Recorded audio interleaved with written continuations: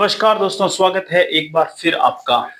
जैसा कि अपन second grade के लिए जो हमारा कंप्लीट सिलेबस है उसको पढ़ रहे हैं और हम पार्ट सेकंड जहाँ पर लिटरेरी फॉर्म्स, लिटरेरी टर्म्स हैं, उस पार्ट को कवर कर रहे हैं। तो इससे पहले हमने सोनेट को पढ़ा है, एलिजी को पढ़ा है, ओड को पढ़ा है, बैलेड को पढ़ा है।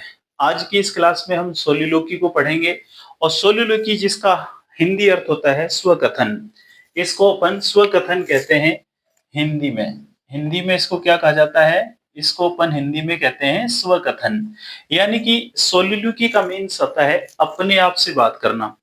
एक बार मैं आपको पूरी बात समझा देता हूं, फिर यहाँ पर बोर्ड पर लिखे हुए जो एग्जाम ओरिएंटेड बातें हैं उनको अपन डिस्कस करेंगे।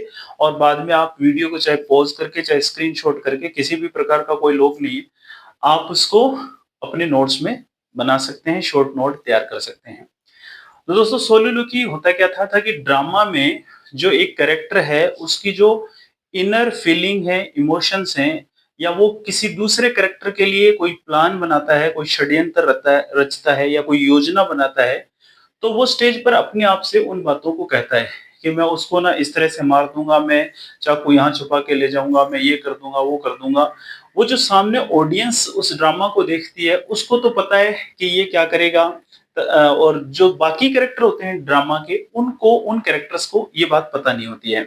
तो ये सोलिलोकी की प्रथा इसलिए शुरू की गई थी कि जो कैरेक्टर है, वो जो करने वाला है, वो ऑडियंस को तो पता हो लेकिन साथ के कैरेक्टर्स को इस बात का कोई पता ना हो। इस पर्पज से सोलिलोकी का निर्माण हुआ था और ये ड्रामा में खूब प्रचलित हुआ था। मैकबेथ है या हेमलेट है, ऐसे विलियम शेक्सपियर के बहुत सारे ड्रामाज हैं जहां पर सोलिलोकी का खूब यूज किया है।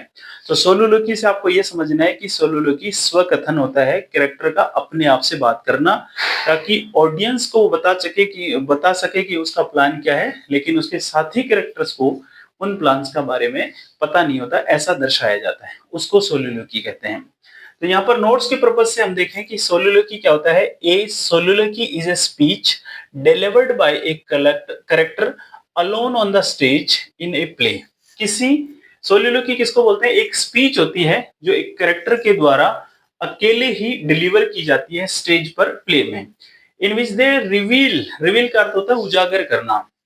In the reveal their inner most thoughts, जहां पर कैरेक्टर अपने आंतरिक जो थॉट्स हैं, विचार हैं, फीलिंग्स हैं और प्लान्स हैं, वो ऑडियंस को बताता है। तो सोलिलोकी का अर्थ क्या हुआ कि सोलिलोकी एक स्वकथन है जो किसी कैरेक्टर के द्वारा डिलीवर किया जाता है स्टेज पर एक प्ले में। इन विच दे रिवील का मतलब उजागर करना, जहां पर वो उजागर करते हैं अपनी इनर मोस्ट थॉट, यानी कि अपनी आंतरिक सोच को, फीलिंग को, प्लान्स को ऑडियंस के सामने। It helps audience understand what the character is thinking privately, और इससे ऑडियंस को यह पता चलता है कि ये कैरेक्टर अपने प्राइवेटली क्या सोच रहा है, खुद की उसकी सोच क्या है, ताकि सिर्फ ऑडियंस को पता चले और जो बाकी साथी कैरेक्टर हैं उनको ना पता चले। तो ये क्या बोल रहा है? इट हेल्प्स ऑडियंस, ये ऑडियंस को हेल्प करता है understand what the character is thinking, कि ये कैरेक्टर क्या सोच रहा है प्राइवेटली, मतलब व्यक्तिगत उसकी सोच क्या है, वो पता चल जाती है सोलिलोकी से। फेमस सोलिलोकी की बात करें तो ये एक सोलिलोकी जो हेमलेट के एक्ट 3 और सीन फर्स्ट से ली गई है। टू बी और not to be, that is the question. ये दोस्तों हेमलेट के act number 3 scene number first से ये कथन लिया गया है। ये भी एक फेमस सोलिलोकी मानी जाती है। तो कई बार इस तरह से सीधे के सीधे ये कथन दिए जाते हैं और ये पूछे जाते हैं कि ये कौन से ड्रामा से, कौन से नॉवल से लिए गए हैं, इसके राइटर कौन है।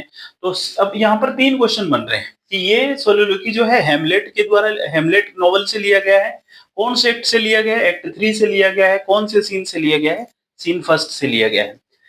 इसके अलावा in this dagger which I see before मी, ये कह रहा है डेगर, डेगर का अर्थ होता है खंजर, ये मैकबेथ से लिया गया है। ये कह रहा है this dagger is this is this dagger which I see before me, और ये खंजर जो मैं मेरे सामने देख रहा हूं, ये मैकबेथ के एक्ट 2 और सीन फर्स्ट से ली गई एक फेमस सोलिलोकी है। इसके रचयिता भी विलियम शेक्सपियर माने जाते हैं। तो हेमलेट और मैकबेथ दोनों ही विलियम शेक्सपियर ने लिखा है। ये पहली जो सोलिलोक्वी है, टू बी और not to be that is the question, ये हेमलेट के एक्ट 3 सीन फर्स्ट से ली गई है। जबकि is this dagger which I see before me, Macbeth के एक्ट 2 सीन फर्स्ट से ली गई है। पर्पस क्या होता है, सोलिलोक्वी का जो उद्देश्य है वो क्या होता है, पर्पस यानी कि यहाँ पर आप समझिए कि उद्देश्य क्या है।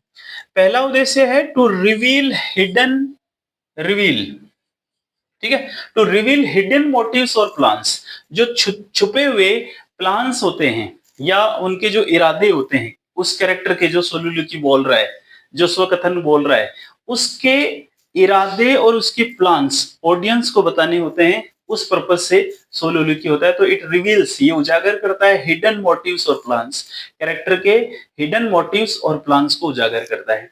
दूसरा क्या है, दूसरा है it develop the character psychology, उसकी मनोस्थिति, जो कैरेक्टर होता है ना उसकी मनोस्थिति का ये वर्णन करता है। साइकोलॉजी मनोस्थिति, साइकोलॉजी या मनोविज्ञान ना कहकर अपन मनोस्थिति कह सकते हैं कि जो कैरेक्टर जो सोलिलोक्वी बोल रहा है ना, तो उसके मनोस्थिति का पता चलता है। टू क्रिएट ड्रामेटिक आयरनी, एक जो नाटकीय विडंबना, आयरनी यानी कि विडंबना, एक नाटकीय विडंबना जो है उसका पता चल जाता है, उसको क्रिएट करने के लिए भी सोलिलोक्वी की जाती है। और जो फोर्थ पॉइंट है दोस्तों वो है the advance the plot through the characters inner debate. और जो इनर डिबेट का अर्थ होता है कैरेक्टर का आंतरिक संघर्ष, आंतरिक संघर्ष जो उसके दिलो दिमाग में चल रहा है कैरेक्टर का, उसको कहानी के माध्यम से कथानक में उसको विकसित करने के लिए भी सोलिलोक्वी का यूज किया जाता है। तो दोस्तों ये सोलिलोक्वी था, मैंने मेरे हिसाब से बहुत ही आसान शब्दों में आपको समझाया है, और एग्जाम ओरिएंटेड कुछ बातें बोर्ड पे भी लिखी हुई हैं, तो आप इन बोर्ड्स पे लिखी गई बातों पर जाकर उनको समझकर वीडियो को दोबारा सुनकर और अपने रजिस्टर में इसको नोट करें, नोट्स बनाएं। सेकंड ग्रेड के लिए अगर आप इंग्लिश के लिए तैयारी कर रहे हैं तो ये सारी लिटरेरी फॉर्म, लिटरेरी टर्म्स और लिटरेचर, जितना जितना ग्रामर या जितना जो भी सिलेबस है इसमें दिया गया है अपने सेकंड ग्रेड इंग्लिश के लिए, उस सबको अपन एक एक करके कवर करेंगे। जुलाई में एग्जाम है, काफी दूर है समय, समय काफी है अपन अपन के पास, तो अपन इसको पूरे को समझने के बाद इसकी एक क्वेश्चन की टेस्ट सीरीज भी आगे चालू जारी रखेंगे, जारी करेंगे, तो आप इसको नोट कीजिए।